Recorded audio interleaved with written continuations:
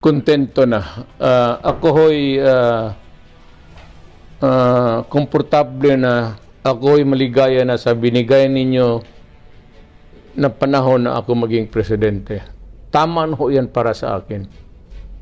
O wala na akong mahingi pa sa tao. Ayaw ko na. Ayaw ko na. Pagod na ako. May mga anak ako ng mga politiko. So, hinayaan ko na lang sila sa buhay nila. Pero ako personally, ayaw ko na.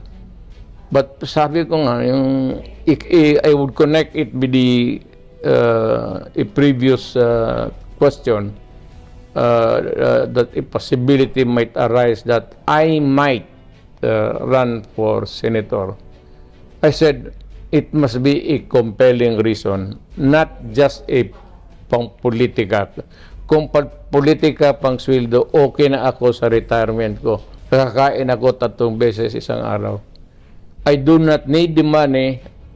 I am not really young. I'm old. I'm tired. I'm through. Wag lang sana akong mapilitan na magtakbo because I have to be there in the midst of governance para marinig ang boses ko. Kasi ako from the outside, wala akong masyadong, well, not really the clout, but the message might not really be that clear to the people. Ngayon, kung senador ako, magsabi ako, alam mo ito, masama ito para sa atin. Huwag natin gawin ito na every time na may constitutional change.